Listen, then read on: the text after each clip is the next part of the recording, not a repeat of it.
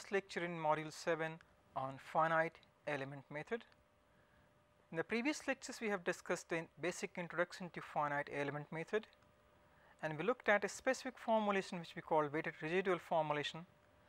Then we had also had a brief look at the variational formulation, and then we discussed few typical finite element shape functions, specifically the polynomial shape functions of Lagrange family and Serendipity family for rectangular elements. We also discussed the shape functions for triangular and hexahedral elements, and we also had a brief look at the numerical integration. Now, in the last lecture we are going to have a look at application of FEM to scalar transport. In particular, we will discuss the application of finite element in detail to one-dimensional heat conduction problem. So, the aim of today's lecture would be to give you a detailed derivation of the method. How do you derive each of the element matrices? How do we complete the assembly process so that you can relate it and convert it into a computer program for numerical simulation. So, let us have a recapitulation of what we did in lecture 3 of this module. We discussed finite element shape functions for 2-dimensional elements and then 3-dimensional elements. We also discussed what we mean by iso-parametric elements, which are used in the case of complex geometries, wherein we would use the same shape functions which we have used for variable variation to map or model the geometry of the element. And then we discussed the evaluation of integrals, basically Gaussian quadrature for the rectangular elements, and we also mentioned that how do we apply the simple one-dimensional Gaussian quadrature formula for the integration of brick elements in 3 dimensions. And then we had a discussion on the integration for triangular elements, and we briefly mentioned a special quadrature formulae for triangular elements, and mentioned the possibility of a similar set of formulae for tetrahedral elements in 3 dimensions. And today's lecture we would apply finite element to the scalar transport problem. So, this is just one sample application which should give you an idea that how do we proceed with a formulation of finite element method to a particular problem, and in what way can that be translated into a computer program to solve a wide range of problems. So, we will first discuss the application of FEM to one-dimensional diffusion problem.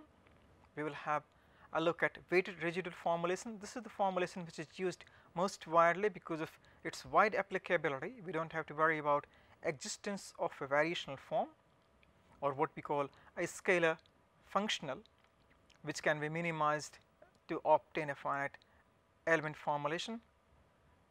So, this weighted residual formulation can be applied to any given problem, and then we will extend this application, or rather we will specialize this discussions on one-dimensional diffusion problems to one-dimensional heat conduction problem. We will have a detailed look at the Galerkin finite element formulation, and then we will see how do we compute the elemental matrices. In this case, for 1D it would be possible for us to compute these matrices analytically, and then we will perform the global assembly of elemental matrices, and then we will discuss the numerical solution which we obtain from finite element and compare it with the solutions obtained for the same problem using finite difference method. In fact, we will take the same running example which you had taken earlier in our module 3 on finite difference, and later on in a module on finite volume techniques. And then we will discuss briefly the guidelines on the computer implementation of finite element method, which is now slightly more complicated than finite volume or finite difference formulations. So, first let us have a look at our one-dimensional problem. Let us have a look at the description of the problem, and let us restrict ourselves to steady state situation. So, if you have got a steady state diffusion of a scalar phi, in one dimensional domain of length L, the extents of domain are from 0 to L. It is governed by the differential equation d by dx of gamma d phi by dx plus s is equal to 0. Now, here this gamma is diffusion coefficient and s is the source term, which may or may not be dependent on the scalar phi. There could be a set of boundary conditions. Suppose for the time being that we assume Dirichlet boundary conditions at both the ends, that is, the values of phi is specified both at both ends 0 and L. So, phi 0 is phi subscript I and phi at x is equal to L is equal to phi subscript b. The formulation would not depend on the boundary conditions per se. So, that is why we have just taken a set of typical boundary conditions. Now, the first step of finite element formulation, we have now got to choose our discretization procedure. We have to choose which type of elements we want to use. So, suppose let us take the simplest one of them. Let us discretize the domain using 2 node linear finite elements. So, in any element the unknown function phi is approximated using these linear shape functions, that phi e x is equal to n1x phi 1e plus n2x times phi 2e. Now, here this n1x and n2x, they are what we call linear shape functions which depend on the spatial location x, and phi 1e and phi 2e, they are values of phi at local nodes 1 and 2 of the elements. Now, these linear shape functions would satisfy the basic condition which we discussed earlier, that is, they would have what we call Kronecker delta property at the nodes, as well as they will satisfy the partition of unity. Now, let us have a look at weighted residual formulation. So, suppose here in this particular case we substitute for phi an approximate value, but for the sake of simplicity we have dropped that phi tilde, the over bar that we have dropped. So, we have just written d phi by dx here. So, d by dx gamma of d phi by dx plus s, this gives us what we call our residual, presuming this phi were an approximate solution, multiplied by a weight function wi, integrate it over the domain, that is 0 to L, dx is equal to 0. Now, this is what is called a strong form, because there are 2 derivatives here. So, we will have to maintain at least a level of differentiability for phi, that is we should be able to differentiate it twice. So, this a much stricter or stronger requirements on our shape functions which we would choose, and the shape functions which we have chosen earlier, those are only linear elements. So, the strong form will not work. So, what we need to do is let us perform integration by parts to obtain the weak form. So, integration of parts, we will focus primarily in the first term which contains the derivatives. So, let us use a simple rule of calculus. So, the first term, when we integrate this omega I into d by dx gamma d phi by dx over 0 to L dx is, the first term would be wi into integral of the second term, that is integral of d by dx of gamma d phi by dx. Integral of the second term is simply gamma d phi by dx. So, that is why we get the first term as gamma d phi by dx wi at 2 limits of the domain 0 to L minus next term what we get, the difference of the first term, that was your wi. So, d wi by dx, integral of the second term which was our this d by dx into gamma d phi by dx, this integral is gamma d phi by dx. So, this is why we get it here.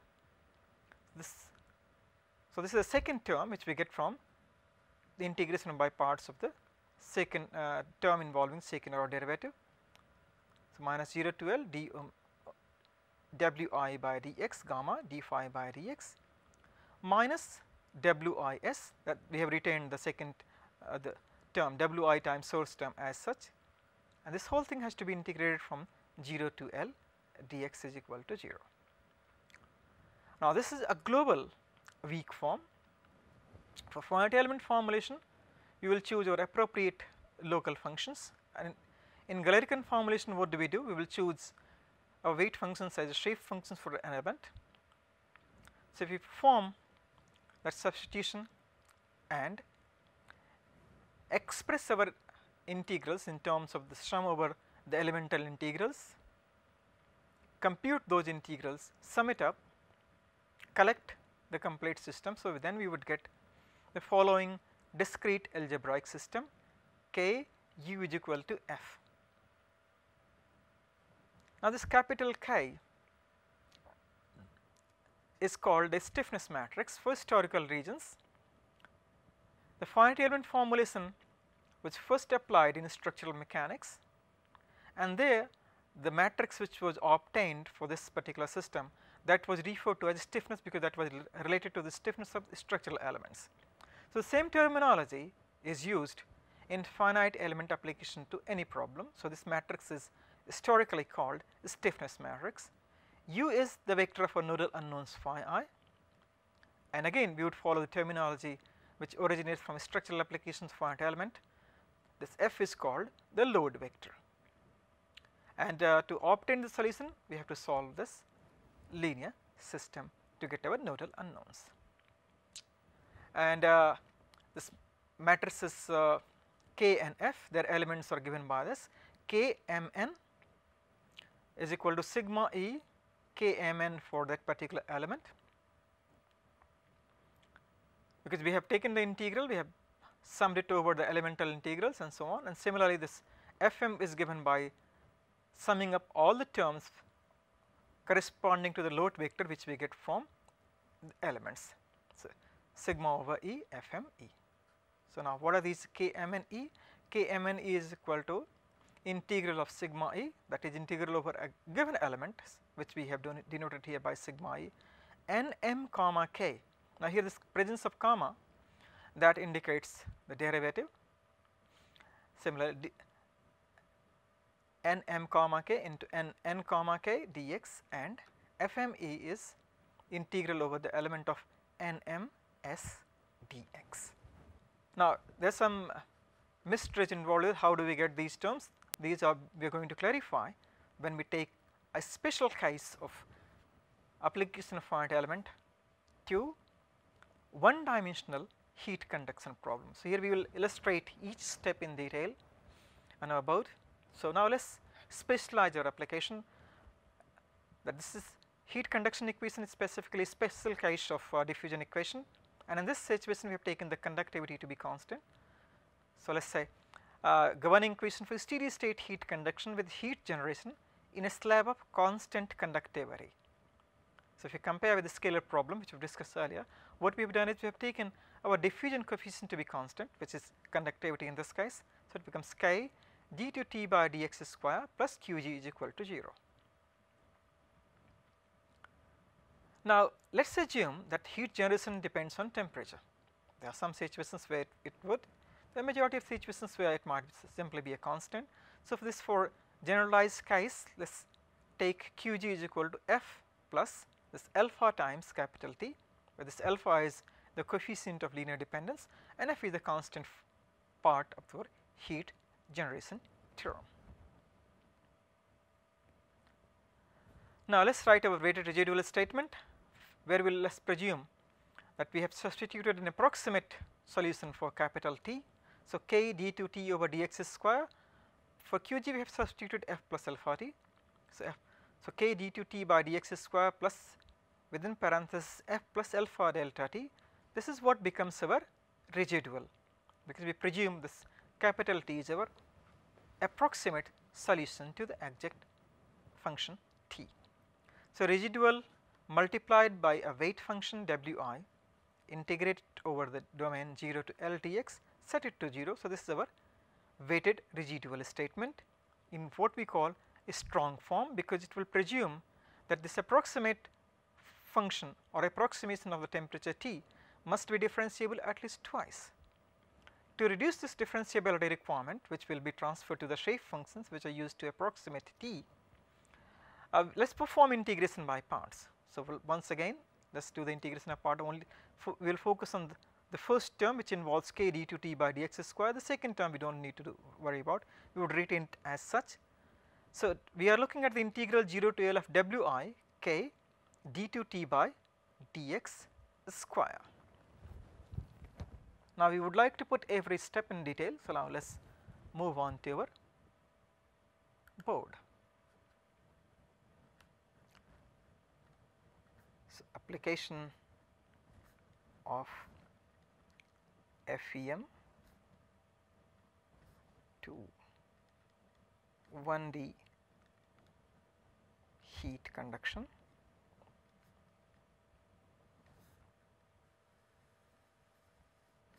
So, we will start off from our weighted residual statement, which we have written earlier. So, our weighted residual statement, this is the starting point of a finite element formulation. This is 0 to L Wi within parenthesis k times d to t over dx square plus f plus alpha t dx is equal to 0, and this is what we said is our strong form. Let us call this equation 1.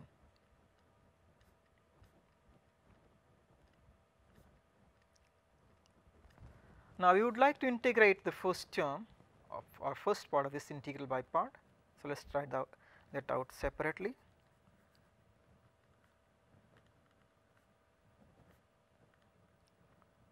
Integration by parts. So, integral 0 to L Wi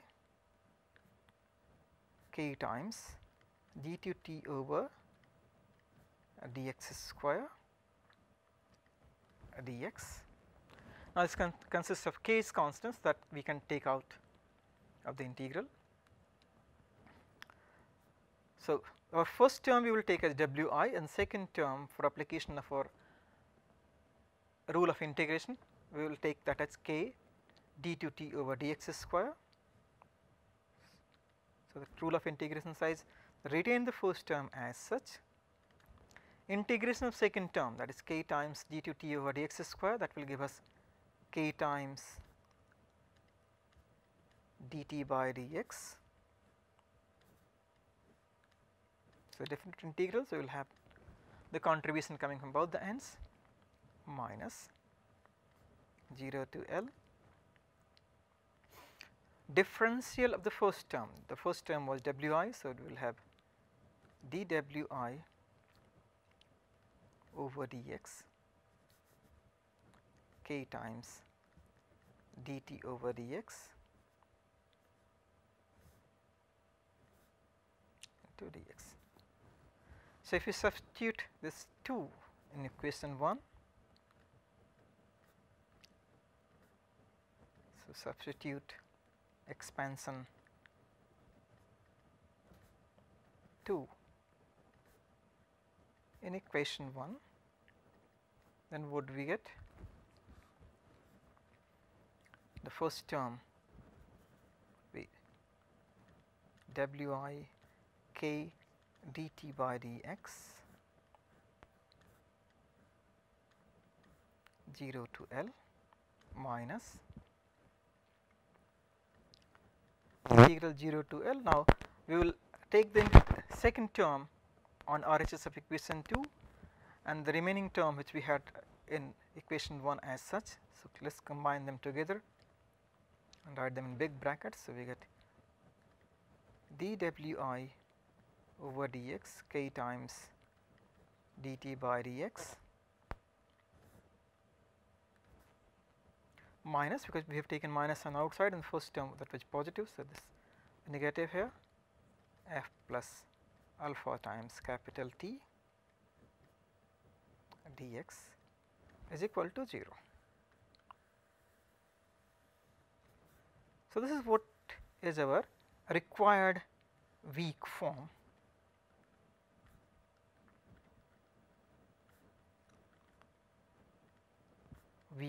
of this weighted residual statement, because the part of the continuity requirement now we have shifted from T to Wi. T Shifting it from T to Wi essentially means if we shift it from the interpolation functions onto the weight functions. So, we have got much weaker continuity requirements on the shape functions which we are going to use to approximate T. So, that is one aspect. The second aspect which you can say is if you look at the first term of this equation, Wi k dt by dx. Now, this is to be evaluated at the ends of the domain, that is boundary of the domain 0 to L. K dt by dx you can easily identify or link it with the flux term. So, if there are flux boundary conditions specified at the boundary, those are taken care of naturally here. So, this is also one of the reasons why this flux specification is referred to as the natural boundary condition, which is incorporated as such exactly without any approximation in our finite element formulation. So, this is in stark contrast to what we had to do in finite difference formulation or even finite volume formulations, where we had to make use of one sided difference formula to take care of the flux specification.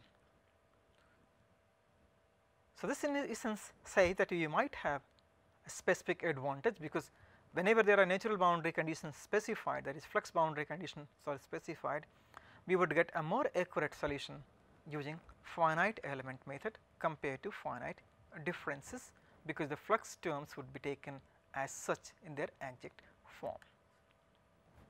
Okay, so, that is what we have got our weak form, and we have already mentioned that look this weak form incorporates our natural boundary condition or flux boundary condition exactly in our finite element formulation. Now, there are a few steps which we will take here. We will take them one by one. So, what are the steps which we have got to perform? The first we will have a look at what we call Galerkin finite element formulation, and we will work with linear elements. We will assume our elements of equal size h, and then we will perform analytical integration of the elemental integrals. Thereafter, we are going to perform elemental assembly. So, now let us do each of these steps one by one.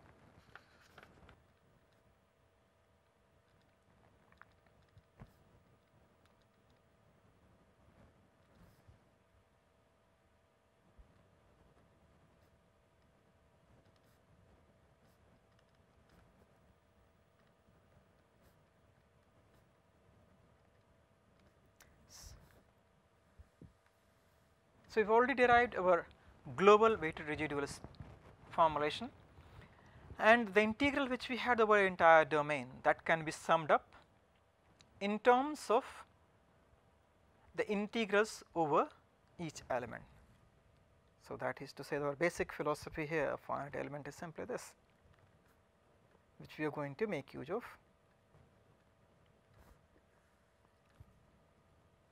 that integral over the complete domain of whatever terms we get. Okay. This can be represented as summation over E integral omega E of this function d omega. Okay. So, this is the basic rule of calculus. So, use this basic summation rule of summation from integral calculus, and let us also note down the first term which we had, that was linked to the boundary nodes. So, those will not be of any interest to us in evaluation or when we consider each element separately. Now, let us have a look at the elemental integrals one by one. Okay. So, our elemental integrals, before we go for that, we have to now use the approximation. So, finite element approximation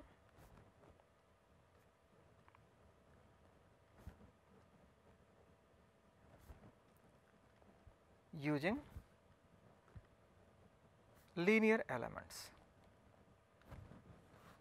So, what we would do is we would approximate the temperature in each element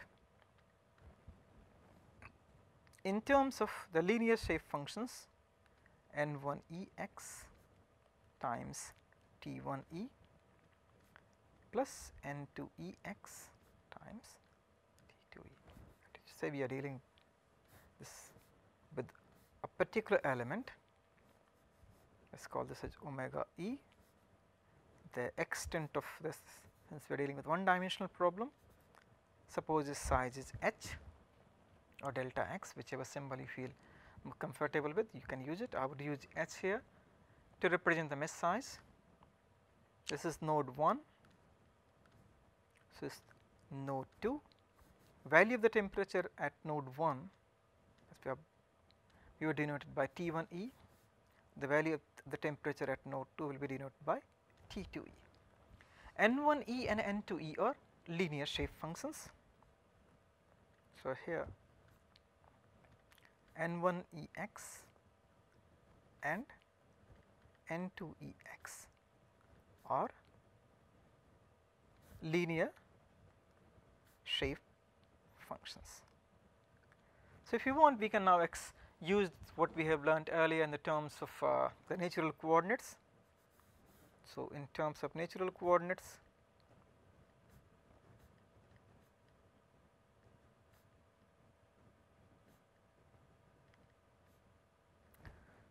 what we have, or N1 e is given by 1 by 2 times 1 minus xi, and N2 is given as 1 by 2 into 1 plus xi. Okay. Now, here it might be easier to work with the actual coordinates.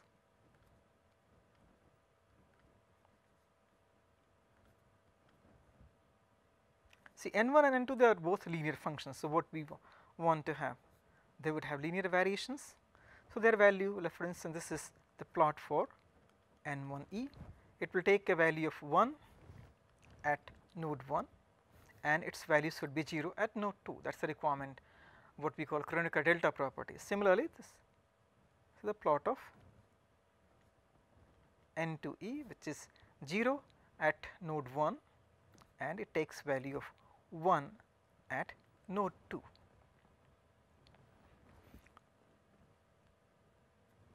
So, can we write the expression directly in terms of x coordinates, x1 and x2? N1ex, this should be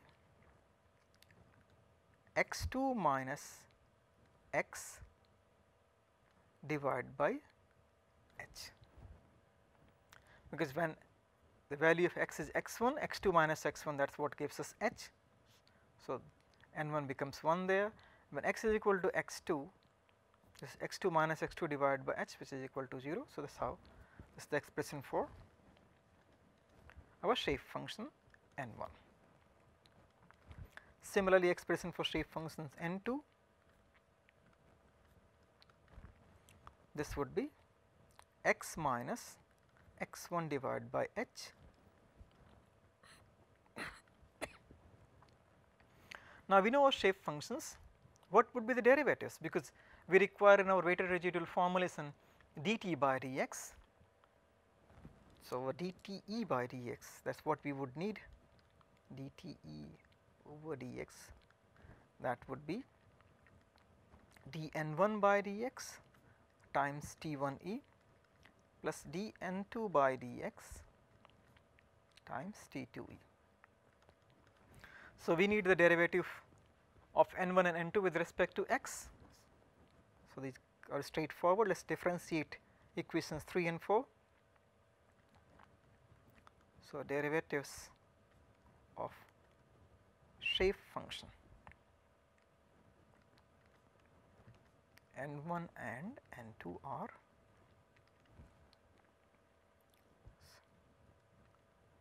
dn1 by dx, you can clearly see it is simply minus 1 by h, and dn2 by dx this would be simply 1 by h.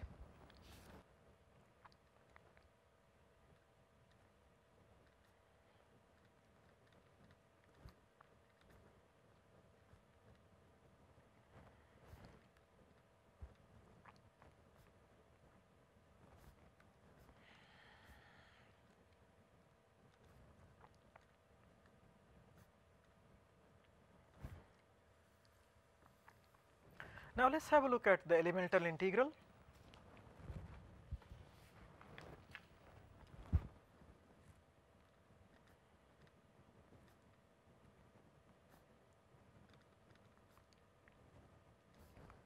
For Galerkin finite element formalism.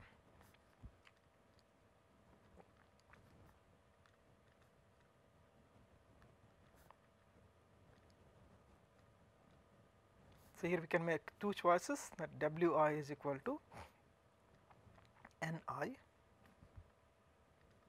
I is equal to 1 to 2. That is what we do in Galerkin finite element formulation. Our weight function would be the same as the shape function. So, elemental integral be omega e. The constant terms which appeared in our weighted residual formulation, that was linked to the nodes on the boundary. So, let us for the time being discount those terms. Let us only have a look at the integral over the domain which appears, and now let us have a look at a typical term on our summation. So, this is integral over our element omega e k times dn I over dx, let us take I is equal to 1. So, we can take it as let us say dn1 by dx. N1 stands for our choice of the weight function. So, let me choose let Wi is Ni. So, dNi by dx within brackets we want to find out the expansion for dt by dx. So, dt by dx is dn1 by dx t1e plus dn2 by dx t2e, and the second term is minus alpha times Ni, Wi is now Ni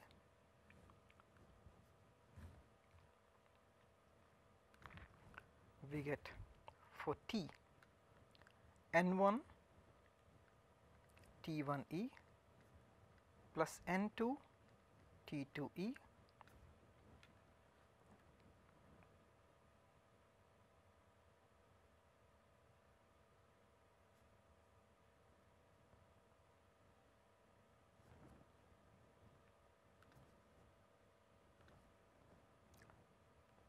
whole thing over dx and the constant part which we had, which were linked to the source terms, let us transfer it to the right hand side, which does not depend on temperature.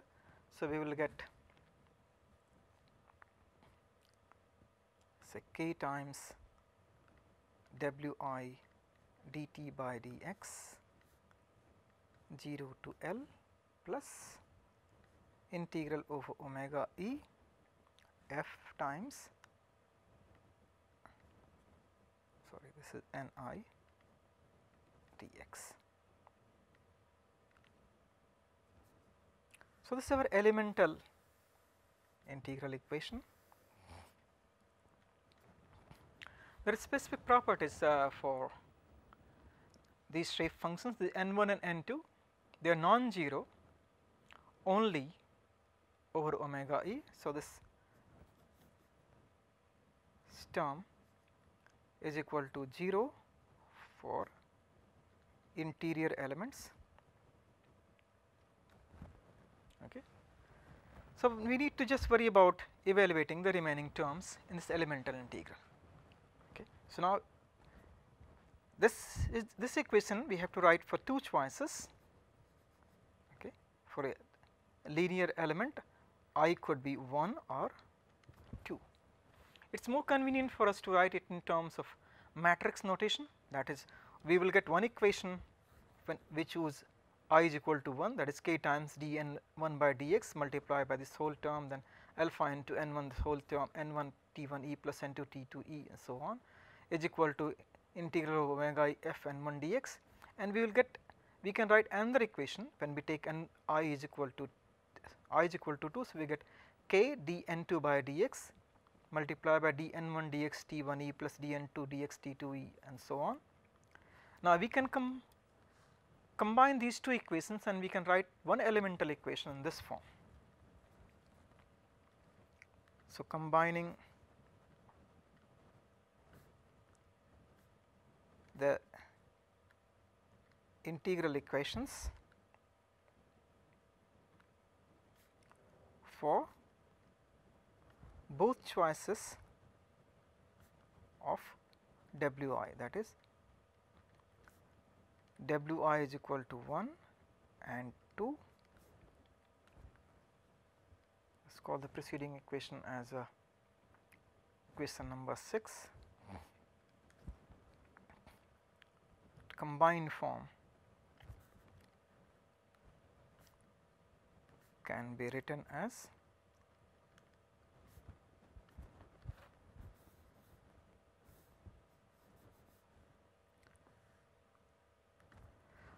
now let us introduce the matrix notation here. So, we can have let us say k11 small k11 e, k12 e, small k21 e, or we can keep capital K's here, capital K22 e multiplied by T1 e, T2 e, this is equal to B1 e and B2 e. Let us call this equation as 7.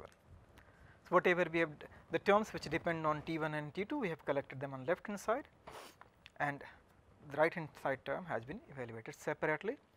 And remember that one term which we left out, k n I dt by dx 0 to L, that would appear or that would make a contribution only for the elements which are towards the ends. So, that we can take care of separately.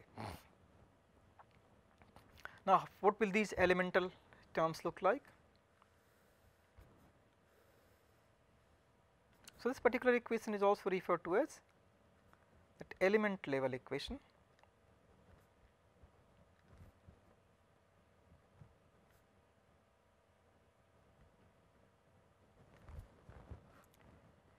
Okay, or in shortened form, the matrix form, we can write this as k e into vector T e is equal to vector B. Let us call it 7a. Now, what will be the elements of this matrix? Let us try and work out. This 7 is basically the collected version of the equation 6 corresponding to two choices I is equal to 1 and 2. So, basically what we will have is our k m n, where m and n can take values from 1 and 2. So, this k m n is given by the integral over omega e. The first index, remember, comes from our choice of n I, or sorry, choice of w or weight function. Okay. So, we will get this as k times d n m over dx. Okay. What else we will get? Multiplied by d n n over dx. Okay. Plus the other contribution would come from our that alpha ni terms. So, alpha times n m n n. So, you can verify that this is indeed the case by choosing a values of m is equal to 1 and n, and write down the expanded form for equation 6 for both choices of m and n. So, let us call this as equation 8. Similarly, what do we get for Bm? Bm is nothing but integral of f n m d omega or dx over omega e. Now, in both these equations the way we have chosen m and n, they can take values from 1 to 2. Our next task is to obtain the explicit expressions for these terms k11e, k22e, or let us say our kmn. So, what will be kmn e? Let us have a look at k11e. So, k11e, this will be equal to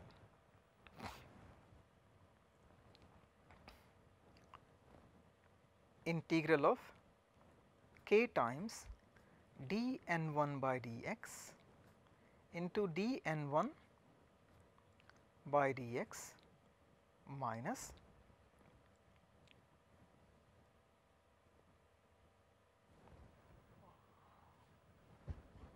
alpha times n1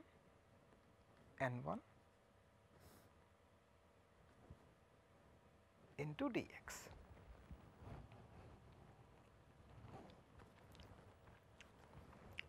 Now, there are two parts or two terms in this integral, so let us evaluate them separately.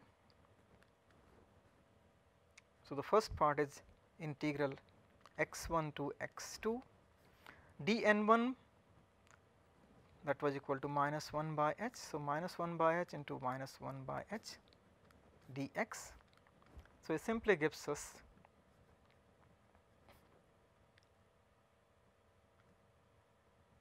h divided by h squared, or this gives us value is equal to 1 by h. Similarly, our integral n1 n2 n1 dx, this is integral of x2 minus x whole square dx, x1 to x2, and if we make this appropriate substitutions, so this will become 0 to h.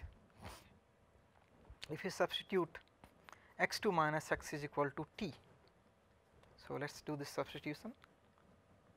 So, let x2 minus x is equal to t, this tells us that minus dx is equal to dt. So, our integral x1 to x2, x2 minus x whole square dx is equal to minus 0 to,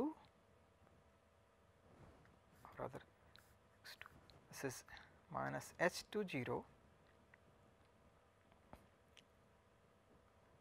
t square dt, which can also be written as 0 to h t cube dt.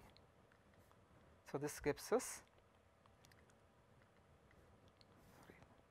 t squared t cube by 3 0 to h, or in other words from here we will get h cube by 3. Sorry, this was okay. So, now we are ready to substitute the values in our, let us call it equation 8a. So, substitute into equation 8a, and we will get K11E is equal to K by H plus H by 3. So, we have evaluated one term. You can repeat exactly the same procedure to evaluate the other terms K1 to E, K2 to E and so on. Okay. So, if you apply this process of integration, which I would leave as a simple exercise to you. So, your exercise would be calculate other elements of the stiffness matrix K E using procedure outlined above. So, if you repeat that exercise, now I am going to sum it up. That is what we will get after putting all these terms. Once we have got all the elemental integrals K, M and E, we can sum them up and find out what would be our global stiffness matrix K, M, N, and similarly we can also find out what will be our global load vector F. So, that is how the things look like for our, let us say we have used a subdivision into 5 of our domain 0 to L. So, this is how the terms look like K by H minus alpha times H by 3. So, in our elemental level equations what we had, this H by 3 was multiplied by factor minus alpha. So, this becomes K by H minus alpha H by 3. Okay, so that is how our things look like. So, again a tridiagonal matrix. Okay, so, first row is K by H minus alpha times H by 3, this is our K11, K12 is minus K by H minus alpha times H by 6 and so on. So, you can easily calculate all these entries, multiply by T1, T2, T3 to T6, and this is what we get on our right hand side, H by 2 F minus K dt by dx at 0.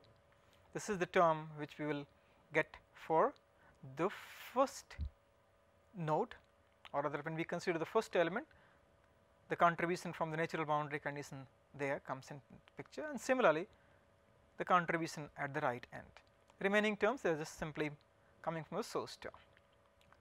Now, this equation has to be solved for after application of the boundary conditions. For instance, if let us say temperature was specified at the first node T1.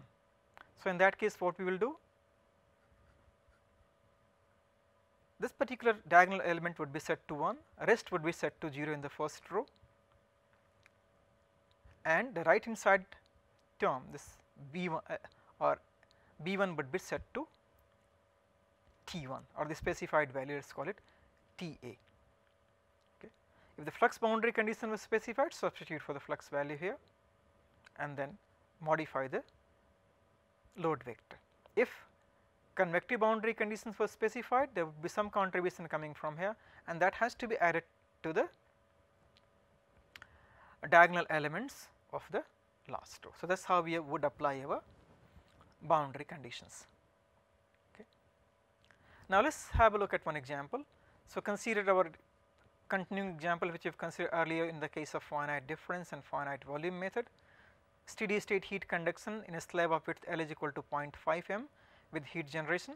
The left end is maintained at T is equal to 373, right end is being heated by heater with a heat flux of 1 kilowatt per meter square, and heat generation is given by Q is 1273 minus T W cube. So, if you compare with our formal notation, what we see, conductivity K is equal to 1, the linear coefficient which we had for the source term alpha was equal to -1, and the constant term the source description F is equal to 1273.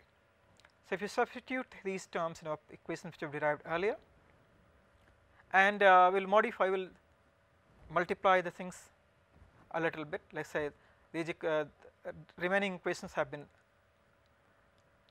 normalized a bit. First equation you can clearly see temperature is specified, T1 is equal to 373. So, we have set the diagonal this main diagonal term as 1, remaining terms in this row as 0, and the right hand side becomes 373 and so on. Okay. Remaining terms they have been normalized so that they appear close to the order 1. So, that is why we get this D is 2.00667 and this off diagonal terms A take the value 0.9983333 and so on. So, this is our tri-diagonal system which we got because we have chosen a linear element and it can be solved using our TDM algorithm, and this is a comparison of the solution. So, exact solution at different nodes. Of course, at node 1 temperature was specified, so FEM and FDM they will give the exact solution. We have incorporated that exactly, but you see the percentage errors here. The percentage errors with FEM are less than 0.01% everywhere, whereas there was appreciable error in finite difference formulation.